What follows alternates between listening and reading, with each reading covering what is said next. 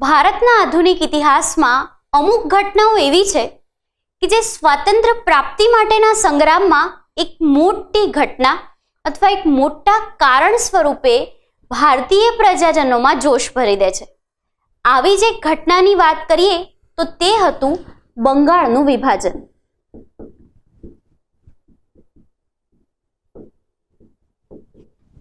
1885માં Indian national કોંગ્રેસની સ્થાપના થાય છે, પણ સમયાંતરે 1907ના સુરત અધિવેશનથી બે ભાગલા પડી જાય છે, જહાલવાદ અને મવાળવાદ. આ બે ભાગલા પડવા પાછળ જો સાચું અને મૂળભૂત જો કોઈ કારણ હોય ને તો તે પણ આ જ હતું, બંગાળનું વિભાજન. કારણ કે તે સમયે 1905માં લોર્ડ કર્ઝન દ્વારા બંગાળ પ્રાંતને બે ભાગમાં વહેંચી દેવામાં આવ્યો. આ બે ભાગ હતા, એક હતો પશ્ચિમ તરફનો પશ્ચિમ બંગાળ અને બીજો હતો પૂર્વ તરફનું પૂર્વ બંગાળ.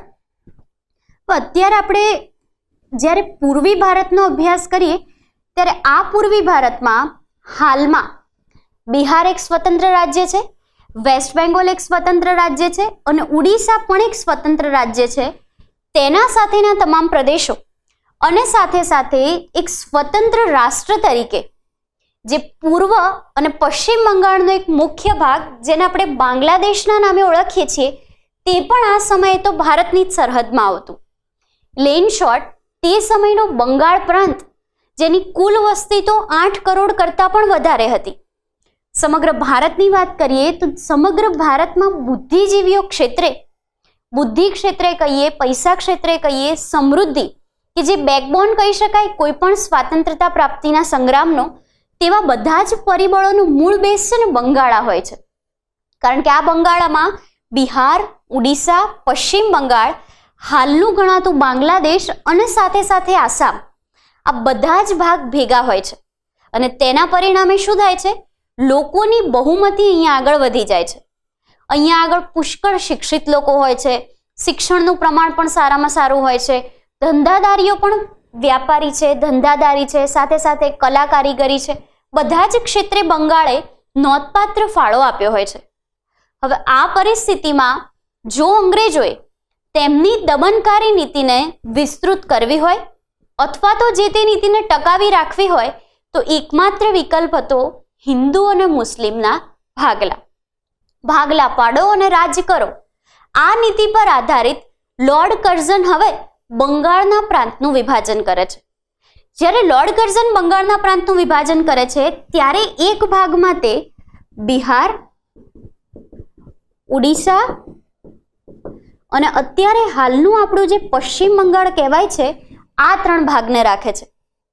જ્યારે બીજો એક ભાગ જે પૂર્વ બંગાળ સ્વરૂપે બનાવે છે તેમાં આસામ અને હાલનું બાંગ્લાદેશ, આ બે ભાગને રાખે છે. જેના પરિણામે સમગ્ર બંગાળ પ્રાંત પશ્ચિમ અને પૂર્વ એમ બે બંગાળમાં વિભાજિત થઈ જાય છે. અત્યારે હાલ જો કે પશ્ચિમ બંગાળ નામનું રાજ્ય આપણા ભારતના પૂર્વી કાંઠે તો આવેલું જ છે. તો આ રીતે બંગાળનું વિભાજન થયું. હવે એમાં સ્પેસિફિક તે સમયના બંગાળની વાત કરીએ, તે સમયના બંગાળમાં કુલ વસ્તી લગભગ 5 કરોડ ને 30 લાખ જેટલી હોય છે. આ 5 કરોડ ને 30 લાખ જેટલી વસ્તીમાં જે ભાગ ભારત તરફનો અલગ કર્યો તે ભાગમાં તો 4 કરોડ ને 30 લાખ જેટલી આશરે વસ્તી ખાલી હિન્દુઓની હોય છે. જ્યારે બાકીનો જે ભાગ અલગ કર્યો તેમાં 90 લાખ જેટલા મુસ્લિમો હોય છે.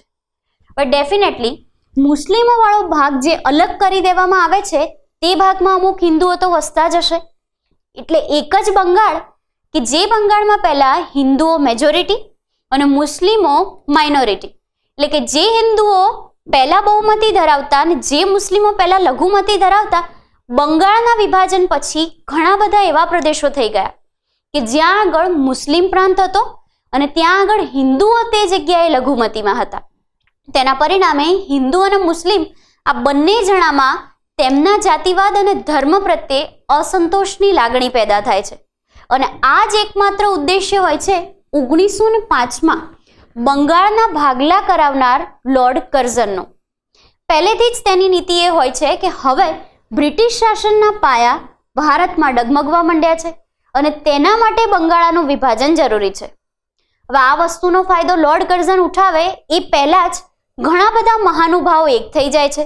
બંગભંગનું જે વિભાજન કહેવાય છે, બંગભંગનું, તેના વિરુદ્ધ આંદોલન કરાય છે અને તે આંદોલનને સ્વદેશી આંદોલનમાં રૂપાંતરિત કરાય છે. બંગભંગનું જે આંદોલન હોય છે તેની અસરો વિશે આપણે અભ્યાસ કરીશું, પણ તે પૂર્વે આ બંગભંગના આંદોલનની મુખ્ય પ્રવૃત્તિઓ શું હતી તેના વિશે વાત કરીએ. 1905માં જ્યારે બંગનું વિભાજન થાય છે ત્યારે 16મી ઓક્ટોબર 1905ના રોજ એક દિવસ સેલિબ્રેટ કરાય છે. આ દિવસને રાષ્ટ્રીય શોક દિનના નામે જાહેર કરવામાં આવે છે. અને આ પ્રશ્ન આપણને પૂછાય છે, કઈ ઘટના સાથે સંકળાયેલો છે રાષ્ટ્રીય શોક દિન? તો તે છે બંગભંગ, એટલે કે બંગાળના ભાગલા અથવા બંગાળના વિભાજનનું એક કારણ. 16મી ઓક્ટોબર 1905ના રોજ રાષ્ટ્રીય શોક દિન ઉજવાય છે. તે સમયગાળા દરમિયાન રવિન્દ્રનાથ ટાગોરે આમાર સોનાર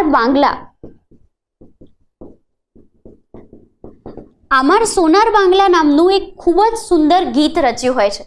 અને આ અમાર સોનાર બાંગ્લા નામનું ગીત આજે આપણા પશ્ચિમ બંગાળથી અલગ થઈને એક નવા રાષ્ટ્ર સ્વરૂપે અસ્તિત્વમાં છે તે બાંગ્લાદેશનું રાષ્ટ્રગીત ગણાય છે.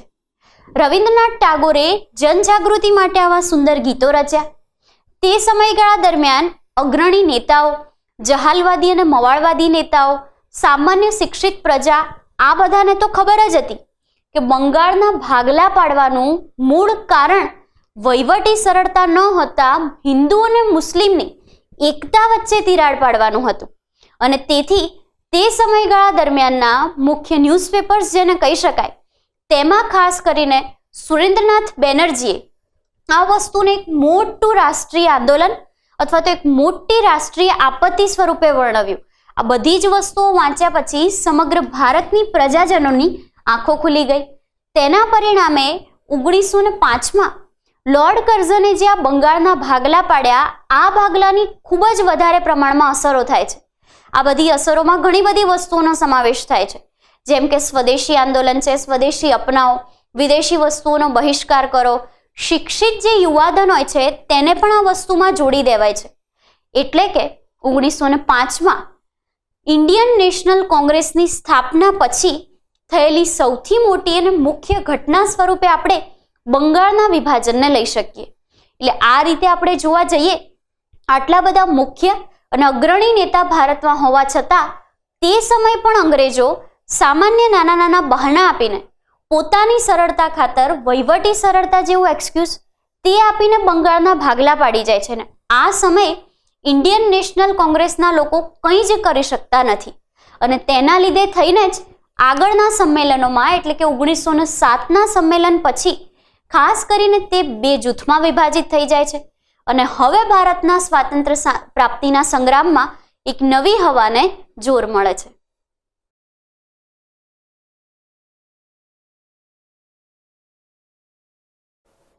ઈસવીસન 1905માં લોર્ડ કર્ઝન દ્વારા બંગાળને બે ભાગોમાં વિભાજિત કરાયું. આ બંગાળના બે ભાગોમાં ડાબી તરફનો જે ભાગ આવતો હતો, જેને આપણે પશ્ચિમ પ્રાંત તરીકે ઓળખતા હતા, તો ભારતમાં બિહાર અને ઓડિશા ભેગા કરીને પશ્ચિમ બંગાળની સાથે તેને પશ્ચિમ, અને તેવી જ રીતે આસામ અને બાંગ્લાદેશ ભેગા કરીને પૂર્વ બંગાળની સાથે તેને પૂર્વ. આ રીતે પશ્ચિમ બંગાળ અને પૂર્વ બંગાળ નામે બંગાળ પ્રાંત વિભાજિત થઈ ગયો. આ ભાગલા કેમ પાડ્યા લોર્ડ કર્ઝને? તો તેના માટે પ્રજાને એવું કારણ અપાયું, બંગાળ પ્રાંત ખૂબ જ મોટો છે અને આ પ્રાંતમાં જો સારી રીતે વહીવટ કરવો હોય તો તે વસ્તુ સરકારી અધિકારીઓ માટે ખૂબ જ કઠિન છે. તેથી વહીવટી સરળતાના હેતુથી આ પ્રાંતને વિભાજિત કરાય છે. પરંતુ આ સમયગાળા દરમિયાન બ્રિટિશરોને પોતાના પાયા ભારતમાં ડગમગતા દેખાયા. તેનો જ લાભ ઉઠાવીને બ્રિટિશરોએ બંગાળના ભાગલા એવી રીતે પાડ્યા હોય છે કે જેમાં જાણી જોઈને હિન્દુ અને મુસ્લિમ આ બંનેની મેજોરિટી અને માઇનોરિટીને સારી એવી ઇફેક્ટ થઈ શકે. આ વસ્તુ અંગ્રેજોને એવું થાય છે કે ભારતીય સામાન્ય પ્રજા સુધી પહોંચી નહીં શકે, પરંતુ જેવા બંગાળના ભાગલા પડે છે તરત જ તેનો સીધો પડઘો સમગ્ર ભારત દેશમાં પડે છે. બંગાળના ભાગલા પડ્યા, પણ તેની સીધી અસર ઉત્તર પ્રદેશ, મધ્યપ્રદેશ, ગુજરાત, ઘણી ખરી તો પૂર્વી ભારત સુધી પણ પહોંચી જાય છે. તો આ રીતે બંગાળના ભાગલામાં તે સમયગાળા દરમિયાન સમગ્ર ભારતમાં એક આંદોલન જેવી પરિસ્થિતિ ઊભી થાય છે. તો હવે આપણે અભ્યાસ એ કરવાનો છે કે બંગાળના વિભાજન પછી બંગભંગનું જે આંદોલન શરૂ થયું, તો આ બંગભંગની ચળવળે કયા કયા પાસાને સ્વીકાર્યા હતા. બંગભંગની આ ચળવળમાં 3 મુખ્ય પાસા હતા. એક હતું સ્વદેશી, બીજું હોય છે વિદેશી વસ્તુઓનો બહિષ્કાર, અને ત્રીજું મુખ્ય પાસું હોય છે રાષ્ટ્રીય શિક્ષણ. હવે બંગભંગની ચળવળની આપણે વાત કરીએ તો લોર્ડ કર્ઝને બંગાળના ભાગલા પાડ્યા હોય છે જુલાઈ 1905માં. જુલાઈ 1905માં તેણે ભાગલા પાડ્યા, અને સાથે સાથે ભારતીય જે પણ અગ્રણી નેતા હતા, અત્યારે તો ખાસ કરીને જહાલવાદ અને મવાળવાદનો પાયો જ નંખાયો હોય છે, હજી સુધી કોઈ મુખ્ય નેતાઓનું વિભાજન થયું નથી હોતું, પણ 1905ના જુલાઈના આ ભાગલા રદ કરવા માટે હવે ઠેર ઠેર ભારતના નેતાઓ એક થઈ જાય છે. આ નેતાઓમાં તમે સુરેન્દ્રનાથ બેનર્જી, રાસ બિહારી ઘોષ, અરવિંદ ઘોષ અને લાલા લજપત રાય વગેરે જેવા નેતાઓને લઈ શકો છો. આ બધા નેતાઓએ ભેગા મળીને એક ઉગ્ર અને ક્રાંતિકારી લડત આપવાનું નક્કી કર્યું. બંગભંગના આંદોલનમાં ઠેર ઠેર ભારતના અલગ અલગ ખૂણામાંથી, બંગાળા તો ખરું જ, પણ સાથે સાથે ભારતના પણ અલગ અલગ ખૂણામાંથી પુષ્કળ ફંડ, મોટું એવું ભંડોળ એકત્ર કરવામાં આવ્યું, અને આ ભંડોળનો ઉપયોગ સમગ્ર બંગભંગની ચળવળમાં લઈ શકાય તે રીતે આ ભંડોળ ભેગું કરાયું. સાથે સાથે મોટા મોટા સરઘસો, મોટી મોટી સભાઓ, સામાન્ય જનતાને પ્રેરી શકાય આ લડત બાજુ તેના માટેની મોટી મોટી રેલીઓ, ઇન શોર્ટ સામાન્ય જનતાને આ ચળવળમાં એક મુખ્ય ભાગ બનાવવા માટેના તમામ, જેને કહી શકાય સારામાં સારા પ્રયાસોની શરૂઆત થઈ ગઈ. હવે આ રીતે બંગભંગની ચળવળ તો શરૂ થઈ, પણ આ બંગભંગની ચળવળના જે 3 પાસા હતા, જેમાંનું એક છે સ્વદેશી અપનાવો, બીજું છે વિદેશી વસ્તુઓનો બહિષ્કાર કરો, અને ત્રીજો મુખ્ય ભાર અપાયો તો રાષ્ટ્રીય શિક્ષણ પર. તો આ 3 પાસા કેવી રીતે કાર્યરત હતા તેના વિશે આપણે અભ્યાસ કરીએ. પહેલું જે પાસું છે તેને કહેવામાં આવે છે સ્વદેશી. હવે આ સમયગાળા દરમિયાન અઢળક ચીજ વસ્તુ એવી હોય છે કે જે યુરોપ અને તેની આસપાસના દેશોમાંથી ભારતમાં લાવવામાં આવતી હોય છે. તેના પરિણામે ઓલરેડી પરિસ્થિતિ કેવી હોય છે, ભારતમાંથી જતો માલ સામાન્ય દરે ઓછામાં ઓછા પૈસે એટલે એકદમ સસ્તો બહાર નિકાસ થાય. જ્યારે ઇંગ્લેન્ડ તરફથી જો કોઈ વસ્તુ ભારત આવશે તો તેના પર પુષ્કળ કર લગાવાશે, અને આ વસ્તુ ભારતમાં ખૂબ જ મોંઘા દરે વેચાય છે. પછી એ સામાન્ય રીતે વિદેશમાંથી આયાત થતું કાપડ હોય, વિદેશી એવો દારૂ હોય, કે પછી તેના સ્થાને વિદેશમાં બનતી સિગરેટ હોય, પણ સામાન્યમાં સામાન્ય વસ્તુ પણ ભારતમાં પુષ્કળ મોંઘા દરે વેચાતી હતી. હવે અત્યારે સમગ્ર ભારતમાં માત્ર ને માત્ર બંગાળના ભાગલા જ એટલા માટે પડાયા હતા કારણ કે બંગાળ એક એવો પ્રાંત હતો જ્યાં શિક્ષણ તો પૂરતું હોય જ છે, સાથે સાથે ઔદ્યોગિક રીતે પણ આ પ્રદેશ ધમધમતો હોય છે. તેથી આ વસ્તુનો ફાયદો અંગ્રેજો ઉપાડી શકે તેના હેતુથી બંગભંગ થાય છે, પણ તેના માટેનું સૌથી મોટું આંદોલનનું પાસું બની જાય છે સ્વદેશી. સ્વદેશી અપનાવની ચળવળ એટલી બધી ફેલાય છે કે તમામ વિદેશી વસ્તુઓનો બહિષ્કાર થઈ જાય છે. વિદેશી વસ્તુઓની આગલા વર્ષોની સરખામણીએ 50% અમુક વસ્તુઓમાં તો 75% સુધીનો ઘટાડો જોવા મળે છે. અને આ ઘટાડો માત્ર ને માત્ર બંગાળ પૂરતો ન રહેતા બંગાળના આસપાસના પ્રદેશો પણ તેમાં આવરી લેવાયા હોય છે. સ્વદેશી વસ્તુઓ અપનાવવા માટે ઠેર ઠેર દેશમાં અલગ અલગ જગ્યાએ સ્વદેશી એટલે કે પોતાના દ્વારા નિર્મિત, જેને આજે આપણે મેક ઇન ઇન્ડિયા કહી શકીએ, તેના માટેની દુકાનો બનાવવામાં આવે છે. આ જ દુકાનોમાં કોઈ પણ વસ્તુનું ઉત્પાદન કરવાનું, મોટા મોટા ઉદ્યોગો સ્થાપવામાં આવે છે. તે ઉદ્યોગોના ફળ સ્વરૂપ જે વસ્તુઓ મળે છે તેનો જ ઉપયોગ કરવાનો. જેમ કે આપણે વાત કરીએ તે સમયે ચિદમ્બરમ પિલ્લાઈ દ્વારા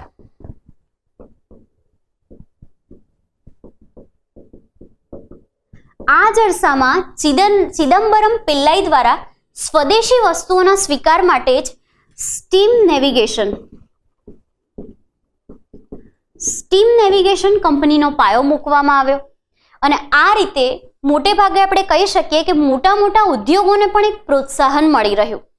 જે જમીનદારો હતા, ધંધાદારીઓ હતા, ખેડૂતો હતા, સામાન્ય વર્ગ જે હતો, જેમ કે ધોબી, લુહાર, સુથાર, મોચી, વાણંદ, કે જે લોકો આ આંદોલનમાં કોઈ જ સહકાર કરી શકે તેવું નહોતું, તે લોકોને પણ આ આંદોલનમાં જોડી નાખ્યા. હવે આંદોલન થતું હોય, ઓબ્વિયસલી કેન્દ્રીય સ્થાને બ્રિટિશ ઓફિસર્સ છે, એટલે બ્રિટિશ ઓફિસરો લોકો પર દમનકારી નીતિ તો કરશે જ, તેમના પર ત્રાસ તો ગુજારશે જ. એટલે જે સામાન્ય લોકો હતા, જેમ કે મોચી, વાણંદ, લુહાર, સુથાર, આ બધા લોકો જે બ્રિટિશ અધિકારીઓની સેવામાં હતા કે પછી એવા ઉચ્ચ વર્ગની સેવામાં હતા, એ તમામ લોકોએ જે ઓફિસર્સ કે જે ઉચ્ચ વર્ગ બંગભંગના આંદોલનને વિરોધી હોય તે તમામની સેવા કરવાનું બંધ કરી દીધું.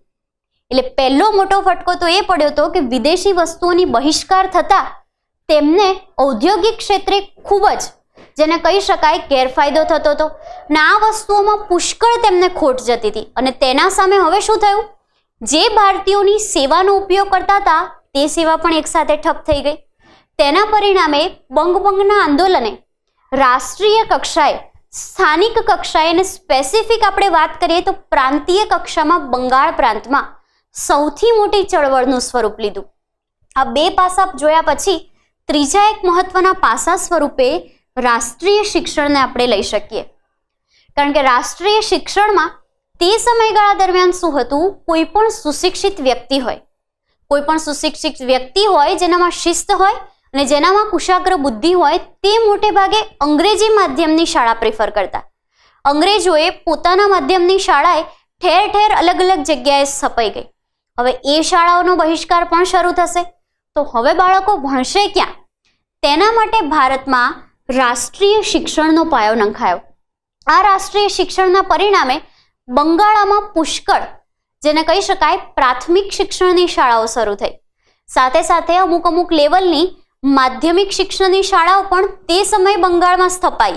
અને રાષ્ટ્રીય શિક્ષણનું એક મુખ્ય ઉદાહરણ એટલે કે શાંતિનિકેતન. રવિન્દ્રનાથ ટાગોર દ્વારા જે બંગાળા ખાતે પ્રખ્યાત એવી નીવ મુકાઈ હતી, જે હતી શાંતિનિકેતનની. તો આ શાંતિનિકેતન વિદ્યાપીઠ એ અન્ય કોઈ વસ્તુને સમકાલીન ન હતા, બંગભંગના આંદોલનને સમકાલીન વિદ્યાપીઠ છે. એટલે અહીંયા આગળ પણ લોકો સરળતાથી આવીને રાષ્ટ્રીય શિક્ષણના હિમાયતી હોય તો અભ્યાસ કરી શકતા હતા. આ રીતે રાષ્ટ્રીય શિક્ષણે એક મુખ્ય ફાળો આપ્યો. વિદેશી વસ્તુઓના બહિષ્કારમાં આ જ્યારે બંગાળના ભાગલા પડાયા એ સમયગાળો હોય છે જુલાઈ 1905નો. જુલાઈ 1905માં ભાગલા પડાયા, તેના આગામી વર્ષ, તેના આગળના વર્ષ સ્વરૂપે આપણે જો 1906 કે પછી તેના પૂર્વ વર્ષ એટલે કે 1904 આ બંનેનું કમ્પેરિઝન કરીએ તો 1904માં સપ્ટેમ્બરમાં ઇંગ્લેન્ડથી જે માલ બંગાળના માત્ર 8 પ્રાંતોમાં 76,000 કરતાં પણ વધારે રોકડ રકમનો આવતો, તે જ માલ હવે સપ્ટેમ્બર 1905માં તો 9700 રૂપિયા આસપાસ થઈ ગયો હતો. એટલે કે બ્રિટનના જે લોકો હોય છે એ લોકોને, એમના ધંધાદારીઓને, ત્યાંના ઉદ્યોગોને તો બહુ જ મોટી ખોટ આવે છે. અને આ ખોટ આવવામાં વિદેશી વસ્તુઓનો બહિષ્કાર બહુ મોટો ફાળો આપે છે. અને આ રીતે સ્વદેશી અપનાવો, વિદેશી વસ્તુઓનો બહિષ્કાર કરો અને રાષ્ટ્રીય શિક્ષણના હિમાયતી બનો. આ 3 વસ્તુઓ પર મોટે ભાગે આ બંગભંગ આંદોલન કાર્યરત હોય છે. હવે આ વસ્તુમાં આપણે શાંતિનિકેતન જેવી વિદ્યાપીઠ, ચિદમ્બરમ પિલ્લાઈની સ્ટીમ નેવિગેશન જેવી કંપની વગેરે વસ્તુ તો જોઈ ગયા. અગાઉ આપણે એ પણ વસ્તુ જોઈ કે 16મી ઓક્ટોબર 1905ના રોજ રાષ્ટ્રીય શોક દિન મનાવવામાં આવે છે. હવે આ જે રાષ્ટ્રીય શોક દિન છે તે 16મી ઓક્ટોબર 1905ના રોજ, તેની જ આસપાસના દિવસોને એકતા માટેના મુખ્ય દિવસો કહેવાય છે. અને એટલા માટે અમુક ઇતિહાસકારો 16મી ઓક્ટોબર 1905ને રાષ્ટ્રીય એકતા દિવસના નામે પણ ઓળખે છે. એટલે કે રવિન્દ્રનાથ ટાગોરના કહેવા પ્રમાણે આ દિવસને શોક દિવસ નહીં, આ દિવસને બંગભંગના આંદોલનની સફળતાના માન સ્વરૂપે રાષ્ટ્રીય એકતા દિવસમાં પરિવર્તિત કરી દેવો જોઈએ. રવિન્દ્રનાથ ટાગોરની વાત કરીએ તો રવિન્દ્રનાથ ટાગોરે શાંતિનિકેતનમાં તો પોતાનો ફાળો આપ્યો જ હોય છે. સાથે સાથે તે સમયગાળા દરમિયાન બંગાળના ક્રાંતિકારી લોકોમાં જોશ ભરવાનું, તેમનામાં ઉત્સાહ ભરવાનું કાર્ય પણ રવિન્દ્રનાથ ટાગોરે સારામાં સારું કર્યું હોય છે. આપણે બંકિમચંદ્ર ચટ્ટોપાધ્યાયની વાત કરીએ તો બંકિમચંદ્ર ચટ્ટોપાધ્યાયનું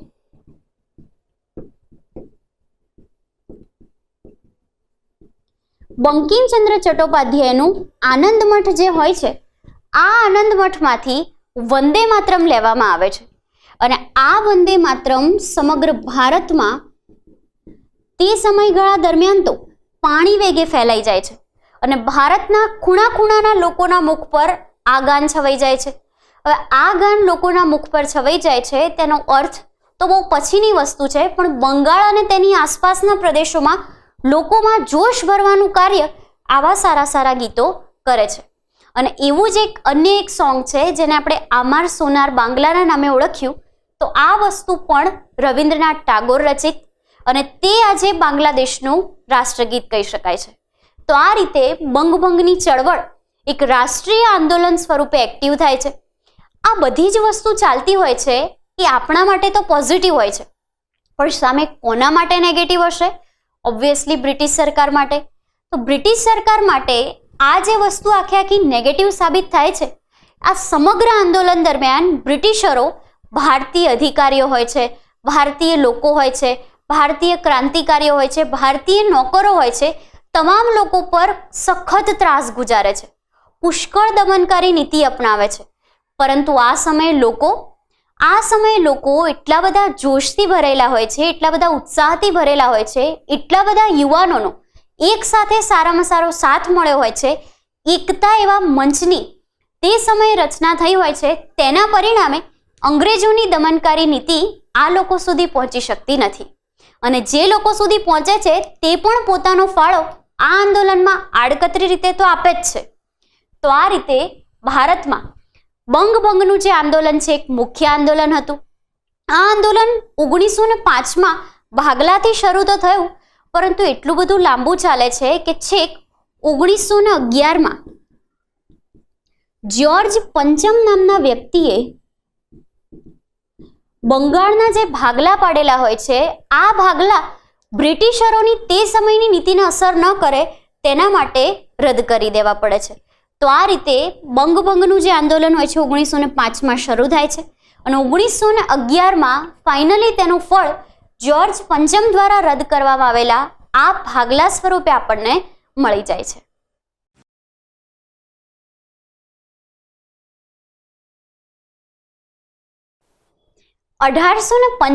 માં આધુનિક ઇતિહાસની શરૂઆતમાં જ ઇન્ડિયન નેશનલ કોંગ્રેસ તો સ્થપાય છે, પરંતુ ઇન્ડિયન નેશનલ કોંગ્રેસ ભારતમાં રહેલા બ્રિટિશ હિંદના જે સામાન્ય લોકો હોય છે, આ ભારતીય અને મુસ્લિમો બંનેની આશાઓ અને અપેક્ષાઓ પર ખરી ઉતરી શકતી નથી. સમય જતો જાય છે, ધીમે ધીમે દર વર્ષે એક પછી એક આઈએનસીના સંમેલનો ભરાતા જાય છે, પણ આ સંમેલનોના અંતે તેની પ્રોડક્ટિવિટી તો પહેલાની જેમ જ ઝીરોની ઝીરો જ રહે છે. હવે આ વસ્તુનો ફાયદો ઉઠાવે છે 1905માં તત્કાલીન સમયના વાઇસરોય એટલે કે લોર્ડ કર્ઝન. 1905માં આપણને ખબર છે કે લોર્ડ કર્ઝને બંગાળને બે ભાગમાં વહેંચી દીધું.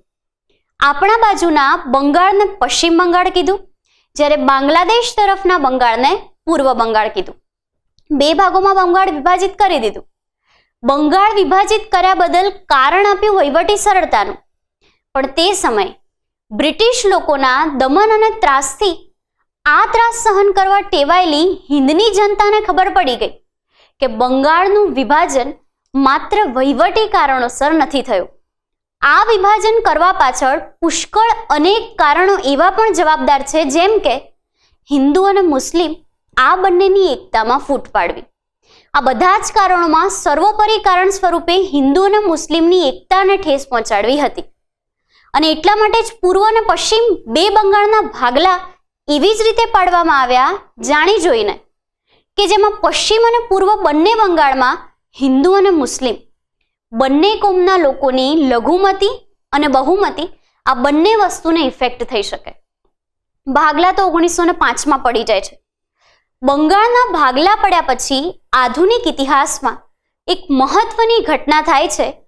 આ ઘટનાને આપણે 1947માં જ્યારે આપણો ભારત દેશ આઝાદ થાય છે તેના પહેલા ભારત અને પાકિસ્તાનના જે ભાગલા પડે છે તો આ ભાગલા સુધી આપણે ચોક્કસપણે જોડી શકીએ. ભારત અને પાકિસ્તાનના જે ભાગલા પડ્યા, આ ભાગલાનો પહેલો પાયો કે આ ભાગલા પડવા પાછળની પહેલી ઈંટ ક્યારે મુકાઈ હતી?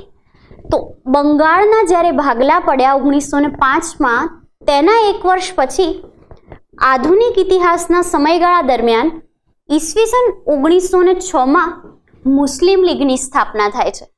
અને આ મુસ્લિમ લીગની સ્થાપના થયા પછી જ મુસ્લિમોએ પોતાના માટે અલગ અલગ વસ્તુઓની માગણી શરૂ કરી. મુસ્લિમ લીગની સ્થાપના કોના દ્વારા થઈ, કેવી રીતે થઈ અને ક્યાં થઈ, હવે આપણે તેના વિશે સમજીએ. ઈસવીસન 1906માં મુસ્લિમ લીગની સ્થાપના થાય છે. હવે 1905માં લોર્ડ કર્ઝને ભાગલા પાડી દીધા. બંગાળ પ્રાંતના 2 ભાગ કરી દીધા. પણ આ 2 પ્રાંત કર્યા પછી બંગના ભંગ માટે બંગ વિરોધી આંદોલન સમગ્ર ભારતમાં પ્રસરી ગયું. તેના પડઘા જોરશોરથી સમગ્ર ભારતમાં પડી રહ્યા હતા. હવે આ પરિસ્થિતિમાં લોર્ડ કર્ઝન પછી વાઇસરોય પદે આવે છે લોર્ડ મિન્ટો. અને જ્યારે લોર્ડ મિન્ટોનો શાસનકાળ શરૂ થાય છે તેની સાથે જ તે સમયના હિન્દી વજીર પદે આવે છે મોર્લે. આ બંનેને સંયુક્ત રીતે આપણે ઘણી બધી વખત મોર્લે મિન્ટોના નામે પ્રોનાઉન્સ કરતા હોઈએ છીએ. હવે હિન્દી વજીર હોય છે મોર્લે અને વાઇસરોય હોય છે લોર્ડ મિન્ટો. કર્ઝને તો ભાગલા પાડી દીધા. કર્ઝને જુલાઈમાં ભાગલા પાડ્યા. સપ્ટેમ્બર ઓક્ટોબરમાં પુષ્કળ આંદોલનો થયા અને તેનાથી બ્રિટિશના ઉદ્યોગને, બ્રિટિશ ઓફિસર્સને અને બ્રિટિશ શાસનને મજબૂત તેના પાયામાં ડગમગાટ જેવી વસ્તુની ફિલિંગ આવી. હવે આ વસ્તુના પરિણામે નેક્સ્ટ જે પણ આવશે વાઇસરોય પદે તે વ્યક્તિ માટે તો લટકતી તલવાર. અને આ સમયે લોર્ડ મિન્ટોના શાસનકાળની શરૂઆત થાય છે. લોર્ડ મિન્ટો આ સમયે એટલું સમજી ગયા કે વહીવટી સરળતા જેવા તુચ્છ કારણો બદલ સમગ્ર ભારતની જનતા, જેમાં હિન્દુ અને મુસલમાન બંને લોકો આવી જાય છે, તો આ બધા ભેગા થઈને અમારા વિરોધી આંદોલન કરી શકે છે. તો આ વસ્તુનો ફાયદો મુસ્લિમોની લઘુમતીથી કેમ ના ઉઠાવી શકાય? અને તેના પરિણામે તે સમયે 1906માં સિમલા સંમેલન થાય છે. હવે આ જે 1906માં શિમલા સંમેલન થયું, આ શિમલા સંમેલન પછી લોર્ડ મિન્ટો અને તેમના હિન્દી વજીર મોર્લે તરીકે જેને ઓળખાય છે તે અલીગઢ મુસ્લિમ યુનિવર્સિટી, અલીગઢ યુનિવર્સિટીના તે સમયના પ્રિન્સિપાલ હોય છે આર્કીબોલ્ડ. આર્કીબોલ્ડને મળે છે. આર્કીબોલ્ડને મળે છે અને તેમને કહે છે કે જો તમારે મુસ્લિમ સમુદાયની રક્ષા કરવી હોય, તમારા સમુદાયના હકો જોઈતા હોય, તો તેના માટે તમારે પોતાના માટે અલગ હકોની માગણી કરવી પડે. અને આ વસ્તુ આર્કીબોલ્ડ તે સમયના મુસ્લિમ નેતા, મુસ્લિમોમાં અગ્રણી નેતા તરીકે ઓળખાતા આગા ખાન સુધી પહોંચાડે છે. આ સંદેશ આગા ખાન સુધી પહોંચે છે એટલે હવે આગા ખાનના નેતૃત્વમાં એક ટુકડી વાઇસરોય લોર્ડ મિન્ટોને મળવા જાય છે. અને તે સમયે વાઇસરોય લોર્ડ મિન્ટો મુસ્લિમ લીગની સ્થાપનાના પાયા વિશે આગા ખાનને વાત કરે છે. અને આ રીતે સાચા અર્થમાં તો આપણે સમજી જ શકીએ છીએ કે મુસ્લિમોએ પોતાની બુદ્ધિથી કે પછી પોતાના વિચારોથી મુસ્લિમ લીગની સ્થાપના નહોતી કરી. તેમને તો માત્ર વાઇસરોયના સજેશનથી, વાઇસરોયની સલાહ દ્વારા 1906માં મુસ્લિમ લીગની સ્થાપના કરી હોય છે. હવે 1906માં જે મુસ્લિમ લીગની સ્થાપના થાય છે તેના માટે આગા ખાન, જે તે સમયે મુસ્લિમોના અગ્રણી નેતા કે પછી આ લીગના વડા સ્વરૂપે અસ્તિત્વમાં હોય છે, તેઓ, તેની સાથે સાથે આ સમયના વાઇસરોય એટલે કે લોર્ડ મિન્ટો, ઢાકાના નવાબ જેને સલીમુલ્લાના નામે ઓળખવામાં આવે છે, સલીમુલ્લા, અને તે સમયના વાઇસરોય એટલે કે લોર્ડ મિન્ટો અને મોર્લેના નજીકના સાથી જેને ડનલોપ સ્મિથના નામે ઓળખવામાં આવે છે. તો મૂળ આ 4 વ્યક્તિઓના ફાળા દ્વારા 1906માં ઢાકા નજીક જ મુસ્લિમ લીગની સ્થાપનાનો પાયો નંખાય છે. હવે મુસ્લિમ લીગની સ્થાપના 1906માં થાય છે. 1907માં કરાચી ખાતે તેનું એક સંમેલન ભરાય છે. 1908માં મુસ્લિમ લીગનું એક બીજું સંમેલન ભરાય છે લાહોર ખાતે. 1907માં જે સંમેલન ભરાયું, આ સંમેલનમાં મુસ્લિમ લીગના મૂળ જે હેતુ હતા તે કયા બંધારણ પર કાર્ય કરશે તેના વિશેની ચર્ચા થઈ. 1908માં ફાઇનલી બંધારણ નક્કી કરી દેવામાં આવ્યું ને આ બંધારણનો એપ્લાય પણ કરવાની શરૂઆત કરી દેવાઈ. તો આ રીતે 1908નું લાહોર ખાતેનું મુસ્લિમ લીગનું સંમેલન ખૂબ જ જાણીતું છે. 1908માં લાહોર ખાતે આ સંમેલન ભરાય છે. આ સંમેલનના નેતૃત્વકારોમાં આગા ખાન છે, સલીમુલ્લા છે, આ બધા મુસ્લિમોને ભેગા કરવામાં સફળ રહે છે. હવે આ સમયગાળા દરમિયાન મુસ્લિમોની લાગણી આપણે સમજી શકીએ છીએ, કારણ કે ઓલરેડી ઇન્ડિયન નેશનલ કોંગ્રેસના જે સભ્યો હતા, સભ્યપદ તો ઠીક છે, પરંતુ જે અધ્યક્ષનું સ્થાન હતું તેમાં ઓબ્વિયસલી મુસ્લિમોની લઘુમતી હોવાના કારણે તેમને અમુક જ વખત અધ્યક્ષ પદ મળતું હતું. હવે જો મુસ્લિમ લીગ અલગ સ્થપાય તો મુસ્લિમોએ પોતાનું અલગ સંમેલન બનાવી લીધું. આ સંમેલનનું નેતૃત્વ તેઓ જાતે કરી શકશે પોતાની રીતે. તો આ રીતે મુસ્લિમ લીગ ઇન્ડિયન નેશનલ કોંગ્રેસની સામે હિન્દુ અને મુસ્લિમ એ બંનેના સરળ અને સીધા ભાગલા કરતી એક બીજી સંસ્થા સ્વરૂપે આઈએનસીની સામે એક મોટી દિવાલ સ્વરૂપે ઊભી હતી. અને સ્પેસિફિક મુસ્લિમ લીગના લોકો પણ એ જ દિવસે પોતાનું સંમેલન રાખતા કે જે દિવસે ઇન્ડિયન નેશનલ કોંગ્રેસનું સંમેલન હોય. જેના લીધે શું થાય, સપોઝ કે આગા ખાન કરાચીના સંમેલનમાં હતા તો કરાચીનું સંમેલન જે દિવસે હોય એ જ દિવસે 1907માં ઇન્ડિયન નેશનલ કોંગ્રેસનું સંમેલન હોય. આ બંને સંમેલન એક દિવસ હોવાના કારણે આગા ખાન માત્ર શેમાં હાજરી આપશે? મુસ્લિમ લીગના સંમેલનમાં. તો આ રીતે સાચા અર્થમાં તો 1947માં જે ભારત પાકિસ્તાનના ભાગલા પડ્યા ને તેનો મૂળ પાયો કે તેનું મૂળ તમે આ બંધારણમાં કંઈક જોઈ શકો છો. અને એટલા માટે જ સાચા અર્થમાં જાતિ અથવા કોમવાદના બંધારણીય લોકશાહીમાં જાતિ અથવા કોમવાદના સર્જક તરીકે ઇતિહાસકારો લોર્ડ મિન્ટોને ગણે છે. કારણ કે જો લોર્ડ મિન્ટોએ તે સમયે મુસ્લિમોને પોતાની લઘુમતીનો અનુભવ ન કરાવ્યો હોત, તેમને હિન્દના લોકોના ભેગા રહેવા દીધા હોત ને હિન્દના લોકો સાથે જ લડવા દીધા હોત, તો આ ભારત પાકિસ્તાનના ભાગલા ક્યારેય ન પડ્યા હોત. પણ આ રીતે હિન્દુ અને મુસ્લિમોમાં ફૂટ પડાવવામાં લોર્ડ મિન્ટો અને વાઇસરોય મોર્લે વજીર મોર્લે આ બંને જણા સફળ થાય છે. અને આ રીતે મુસ્લિમ લીગની સ્થાપના થાય છે અને સમયાંતરે મુસ્લિમ લીગ આગળનું સ્વરૂપ ધારણ કરે છે. હવે મુસ્લિમ લીગનું જે બંધારણ બને છે, આ મુસ્લિમ લીગના બંધારણમાં તે સમયગાળા દરમિયાન મુસ્લિમોએ પોતાના માટે અલગ મતદાર મંડળની માગણી કરી હોય છે. મુસ્લિમોએ અલગ મતદાર મંડળની માગણી, અને જ્યારે આ અલગ મતદાર મંડળની માગણી થાય છે ત્યારે બ્રિટિશ હિન્દના ઇતિહાસમાં પ્રથમ વખત આ વસ્તુ થતી હોય છે કે કોઈ વ્યક્તિ પોતાના ધર્મ કે પોતાની જાતિના આધારે અલગ મતદાર મંડળની માગણી કરી રહ્યા હોય. અને એટલા માટે જ કનૈયાલાલ માણેકલાલ મુનશી તે સમયના ઇતિહાસકારોમાં પ્રખ્યાત થઈ ગયેલા વાઇસરોય લોર્ડ મિન્ટોને કોમવાદના જનક ગણાવે છે અને પુષ્કળ ખરાબ પરિસ્થિતિથી લોકશાહીનું હનન થાય છે તેવી બધી બાબતો પણ દર્શાવે છે.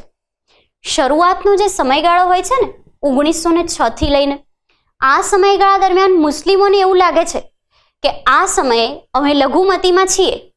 જો અમે હિન્દુઓને પોતાની મુશ્કેલી કહીશું તો એ મુશ્કેલી નહીં સમજે, પણ આ જ વખતે જો અમે અંગ્રેજોને અમારી મુશ્કેલી કહીશું તો એ સમજશે. ને એટલા માટે જ આ તમામ મુસ્લિમ અગ્રણીઓ લોર્ડ મિન્ટોની વાતમાં આવી જાય છે.